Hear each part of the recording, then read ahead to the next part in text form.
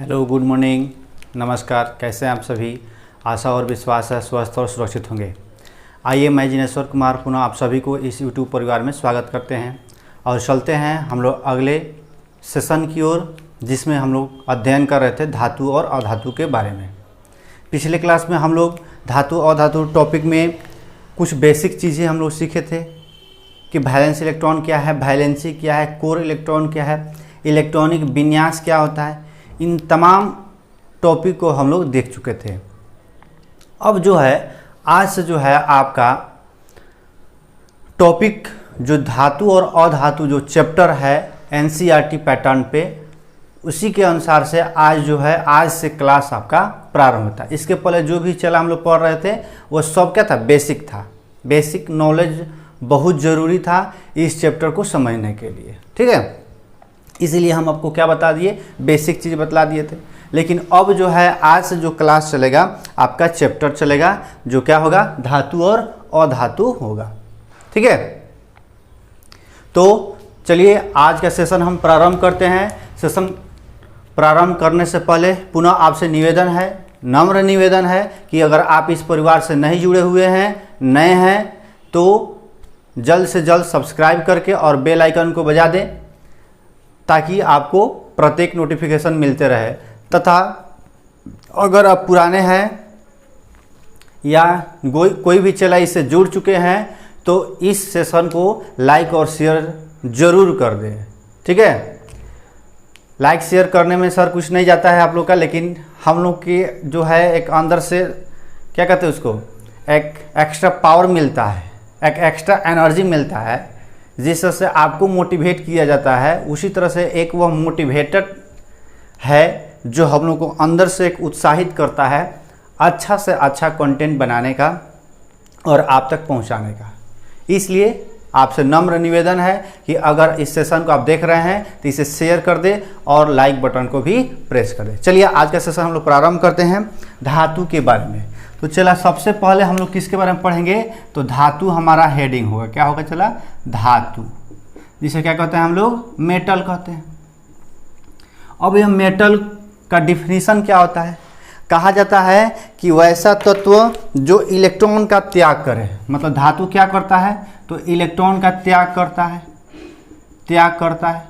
और जब इलेक्ट्रॉन का त्याग करेगा तो इस पर कौन आयन आएगा, धन आयन का निर्माण होता है, धन आयन का निर्माण होता है, ठीक है। चला क्या होता है, धन आयन का निर्माण होता है।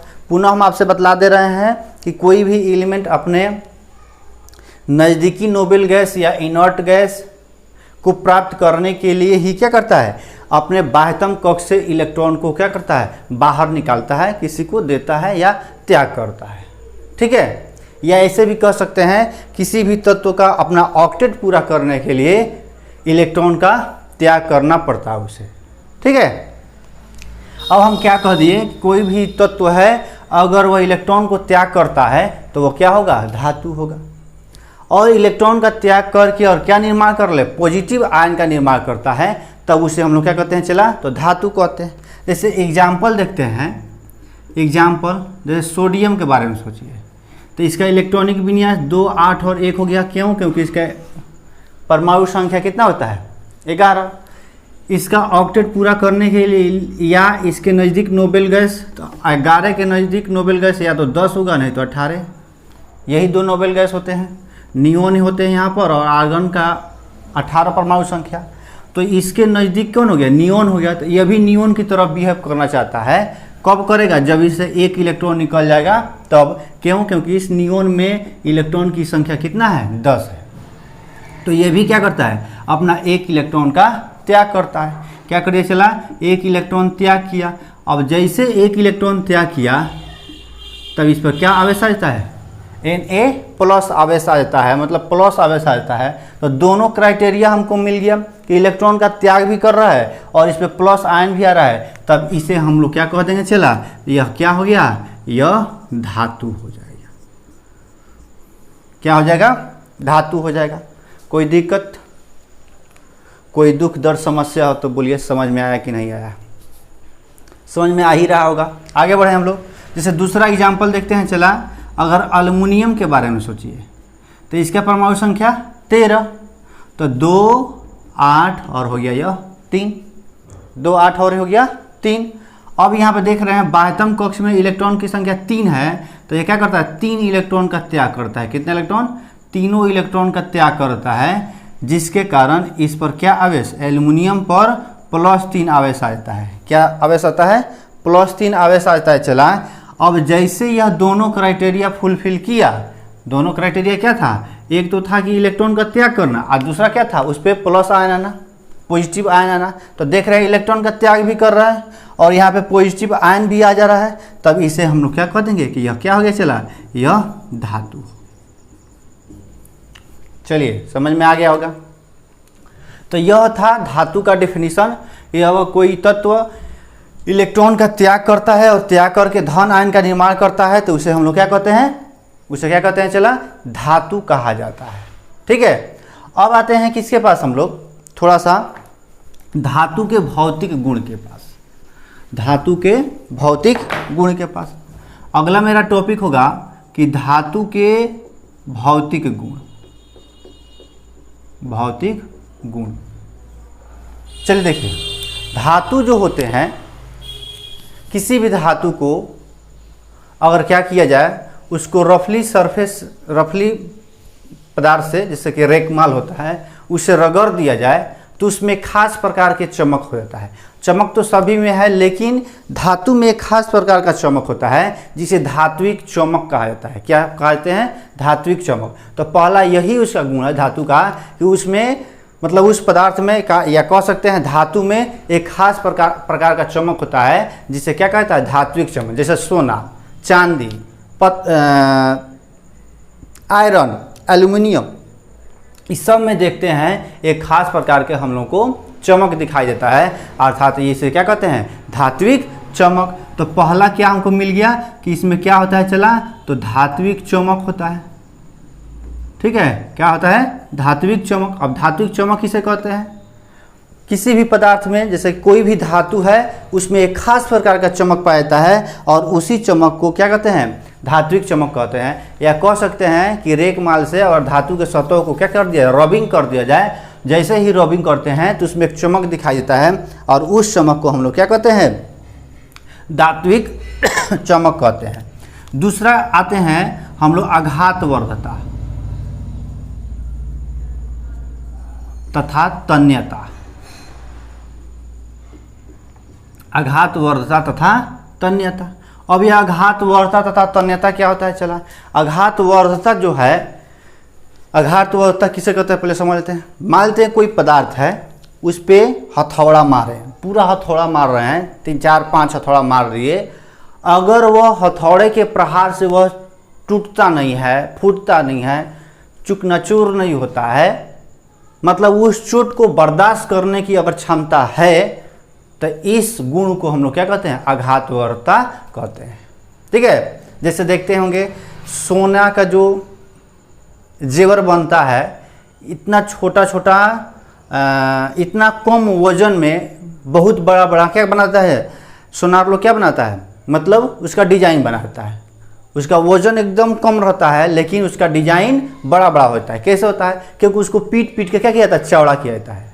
या लोहार, नॉर्मली लोहार जो होते हैं, अगर तलवार बनाना हो चला, या कुछ भी कोई भी हथियार बनाना रहता है, धारदार हथियार, जैसे किसी मतलब मुर्गा मुर्गी खोसी वोसी काटने के लिए, तो क्या करता है, उसको एक तू इतना बड़ा पत्थर ले जाकर दे देगा, वो क्या करेगा, उसको पीट पीट के उस अलग सा सांचा ढाल देगा या सांचा के रूप में बनाता है, मतलब एक धारदार हथियार होता है। तो लोहार क्या कर रहा है, उसको पीटता है।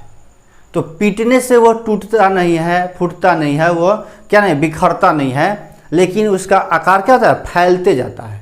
अर्थात इसी गुण को हम लोग क्या कहते हैं, आघातवर्धता कहते हैं। क्या कहते हैं, इसी को आघातवर्धता कहते हैं। तन्यता किसे कहते हैं, अगर कोई माने छोटा है पदार्थ है, उसको पीट कर या क्या किया जाए, पतला तार बना दिया जाए, खूब पतला तार बना दिया जाए।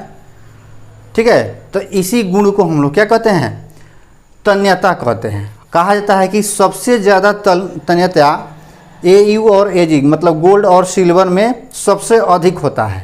ठीक है, अगर देखा जाए या इसका एग्जाम्पल, तो एग्जाम्पल क्या होगा, गोल्ड और सिल्वर, मतलब सोना, और सोना बाबू नहीं है, सोना है, ठीक है ना, जेवर बनाने वाला, सोना और क्या है, चांदी। ना तो सोना बाबू के चक्कर में पड़ के और क्या हो जाएगा, दिन भर सोना बाबू करते रहेगा। तो सोना बाबू नहीं है, चला, ये क्या है, सोना है जिससे जेवर बनता है, ठीक, चांदी और गोल्ड। मतलब इसमें क्या होता है, सबसे अधिक आघातवर्ता और तन्यता पाया जाता है। कहा जाता है चला कि अगर 1 ग्राम चांदी ले लिया जाए, चांदी लिया जाए तो लगभग 2 किलोमीटर पतला तार बनाया जा सकता है, पतला तार बनाया जा सकता है। अब देख लो कितना यह तन्यता है इसमें, ठीक है, मतलब बहुत तन्यता इसमें पाया जाता है, ठीक। 1 ग्राम अगर चांदी लेते हैं तो लगभग इससे 2 किलोमीटर हम लोग लंबा तार बना सकते हैं। मतलब सबसे ज़्यादा किसमें, तो इस चांदी में ही क्या पाया जाता है, तन्यता पाया जाता है, ठीक। आगे बढ़ते हैं हम लोग, अगला देखते हैं, अगला इसका टॉपिक क्या होगा। तो अगला टॉपिक होता है चला कि यह विद्युत तथा ऊष्मा का सुचालक होता है। क्या होता है, विद्युत तथा ऊष्मा का सुचालक होता है। अगला है तीसरा नंबर कि विद्युत तथा ऊष्मा का सुचालक, एकदम गौर से पढ़ेगा, सुचालक होता है। कोई भाषण नहीं चला, 90% तो मार्क्स आएगा अगर पढ़ लिए बढ़िया से तब, और नहीं पढ़ा तो उसका कोई लिमिटेड नहीं है कितना आएगा, अधिक भी आ सकता है, कम आ सकता है ना। नहीं पढ़ेगा तो क्या होगा, 90% से अधिक भी आ सकता है, कम आ सकता है, ठीक है। तो पढ़ लेगा तो 90% तक आ जाएगा। आइए, क्या है विद्युत तथा ऊष्मा का सुचालकता।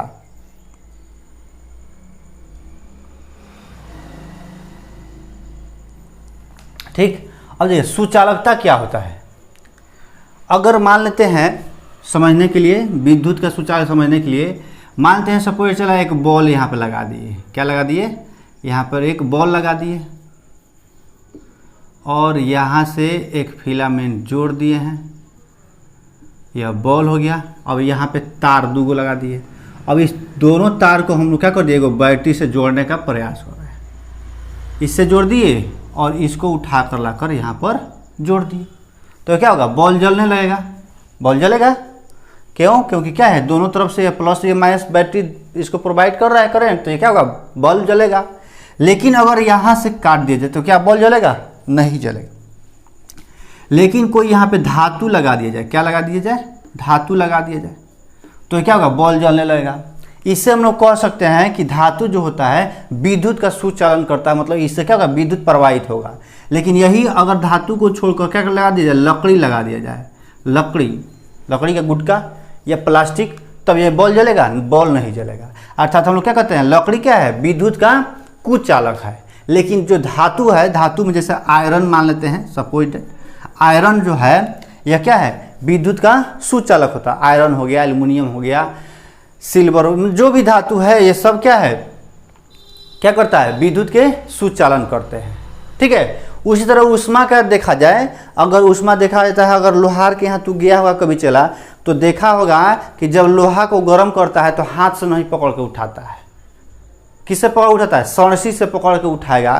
क्यों ऐसा करता है, क्योंकि जब एक हिस्सा अगर उस लोहे का गर्म होता है तो दूसरा हिस्सा भी क्या होता है, उसका गर्म होने लगता है। क्यों होता है, अगर देख लो यहाँ पे यह करता क्या है, यह मान लें लोहा है, इसको हम यहाँ पे क्या कर रहे हैं, फ्लेमिंग दे के इसको गर्म कर रहे हैं। तो गर्म जब करते हैं चला, तो गर्म करने से होता क्या है कि जो यहाँ पे मुक्त इलेक्ट्रॉन है, कौन सा इलेक्ट्रॉन, मुक्त इलेक्ट्रॉन है, यह ऊर्जा ग्रहण करता है और ऊर्जा ग्रहण करके यह मूवमेंट करना चालू करता है। जैसे एनर्जी उसको मिलता है, यह क्या करता है, मूवमेंट चालू करता है, जिसके कारण इसी इलेक्ट्रॉन के कारण यहाँ पर आकर ऊर्जा छोड़ दिया जाता है हीट के रूप में, और फिर पुनः यह चला जाता है यहाँ पर।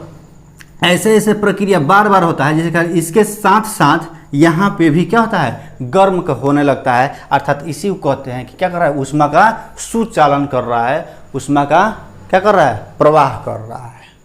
बात समझ में आ गया। तो धातु जो है विद्युत और ऊष्मा का सुचालक अच्छा माना जाता है। लेकिन अगर कहा जाए चला Hg होता है और Pb जो है,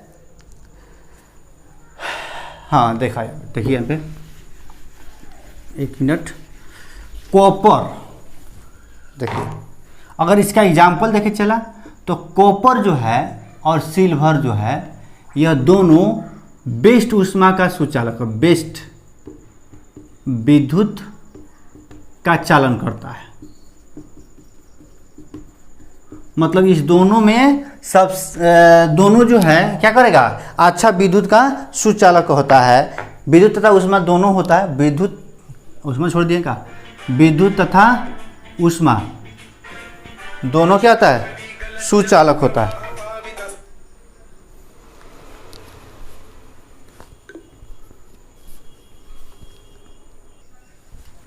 ठीक है, तो कॉपर और Ag क्या हो गया, विद्युत तथा ऊष्मा का सुचालक होता है। अब देखें यहाँ पे लेड Pb, यह जो है इस कॉपर तथा Ag के तुलना में चला कम विद्युत तथा ऊष्मा का सुचालक होता है, कम विद्युत तथा ऊष्मा का सुचालक होता है। ठीक है, कम विद्युत तथा ऊष्मा का सुचालक होता है, जिसके कारण इसके जैसे इसके एगार्डिंग में इस दोनों को क्या कहते हैं, यह क्या है, कुचालक होता है। बात समझ में आ रहा है।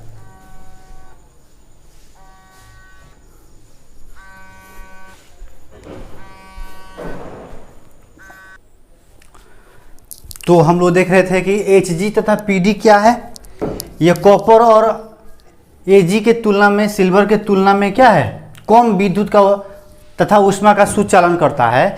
अर्थात इसको क्या कहता है कि क्या है, विद्युत तथा ऊष्मा का कुचालक है। कुचालक होता नहीं है, ये सुचालक होता है, लेकिन इसके तुलना में बहुत कम विद्युत तथा ऊष्मा का चालन करते हैं, इसीलिए इसे क्या कहते हैं, यह क्या है, विद्युत तथा ऊष्मा का कुचालक होता है। इसका एक अपवाद होता है चला, लेड जो है यह धातु है, लेकिन क्या करता है, यह अपवाद है। अपवाद समझता है ना, कि यह क्या करेगा, विद्युत और ऊष्मा का क्या होगा, ऊष्मा का कुचालक होगा। मतलब इसे विद्युत धारा या ऊष्मा चालन इसे नहीं होता है। अगर श्रेणी देखा जाए, इनका श्रेणी कि क्या श्रेणी होगा, तो श्रेणी अगर देखा जाए, श्रेणी चला देखा जाए तो सबसे ज़्यादा होता है Au गोल्ड में, उसके बाद से कॉपर, सिल्वर, ठीक है, उसके बाद से एल्युमिनियम, उसके बाद से टंगस्टन, उसके बाद से क्या होता है, आयरन। ठीक है, यही इसका क्या है, श्रेणी है। मतलब सबसे ज़्यादा Ag में, उल्टा लिखा गया है क्या, Ag और यहाँ पर Au होगा। सबसे ज़्यादा किस में, तो सिल्वर में, Ag में, उसके बाद से किस में, कॉपर में, उसके बाद से किस में, तो कॉपर के बाद से Au गोल्ड, एल्युमिनियम, टंगस्टन, उसके बाद से Hg और तब आयरन, Hg तब उसके बाद से आयरन होता है। यहाँ पर क्या होगा, Hg होगा और उसके बाद से क्या होगा, यह आयरन होता है। मतलब यह क्या होगा, श्रेणी हो गया, विद्युत के सुचालकता या ऊष्मा के सुचालकता का यह श्रेणी हो गया। ठीक है, अब देखा जाता है कि अगर क्वेश्चन पूछ दे कि मतलब किसमें सबसे अधिक क्या होता है, विद्युत का चालन होता है, या किसमें सबसे अधिक ऊष्मा का चालन होता है, तो यहाँ पे Ag, सिल्वर है चला। और तू कहेगा कि तार क्यों नहीं बनाया, जैसे बिजली का तार बनाया जाता है, तो इस तार में किसका प्रयोग करते हैं, कॉपर का प्रयोग किया जाता है या एल्युमिनियम का प्रयोग किया जाता है। लेकिन अगर तू कहेगा कि अगर विद्युत का अच्छा यह चालक करता है तो इसका प्रयोग क्यों नहीं करते हैं, चला क्यों नहीं किया जाता है, क्योंकि ये बहुत महंगा है, बहुत कॉस्टली है। जिसके कारण इसको हम लोग क्या उपयोग नहीं करते हैं, किसमें, विद्युत चालकता के रूप में, मतलब वायर बनाने में इसका उपयोग नहीं किया जाता है। ठीक, एक और यहाँ पे पॉइंट बनता है, फिजिक्स का पॉइंट है, अगर ताप को कम कर दिया जाए, ताप को क्या करें, कम कर दें, तो प्रतिरोध घट जाता है। ये मिलेगा आपको, फिजिक्स जब पढ़ाएंगे तो प्रतिरोध क्या है सब मिलेगा। ताप को और चला कम करते हैं तो प्रतिरोध क्या होता है, घट जाता है। और जब प्रतिरोध घट जाएगा तो विद्युत धारा प्रवाह क्या हो जाएगा, बढ़ जाएगा। मतलब विद्युत प्रवाह क्या होता है, विद्युत प्रवाह बढ़ जाता है। क्या होता है, बढ़ जाता है, विद्युत प्रवाह बढ़ जाता है। कब बढ़ेगा, जब क्या होगा, ताप कम रहेगा, तब ताप कम रहता है तो प्रतिरोध क्या होता है, घट जाता है। और जैसे प्रतिरोध घट जाता है तो चालकता या विद्युत का चालकता क्या होता है, बढ़ने लगता है। और इसी को क्या कहते हैं, अति चालक कहते हैं। क्या कहते हैं, अति चालक कहा जाता है। इसे क्या कहा जाता है, अति चालकता कहते हैं। इसे क्या कहा जाता है, तो अति चालकता कहा जाता है। चलिए, कोई दुख दर्द समस्या हो तो बोलिएगा, समझ में आ रहा होगा।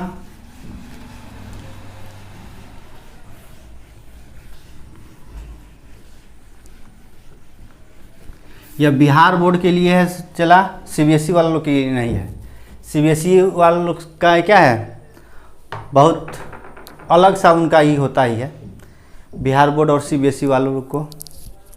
आइए देखते हैं अगला पॉइंट हम लोग, कठोरता के बारे में।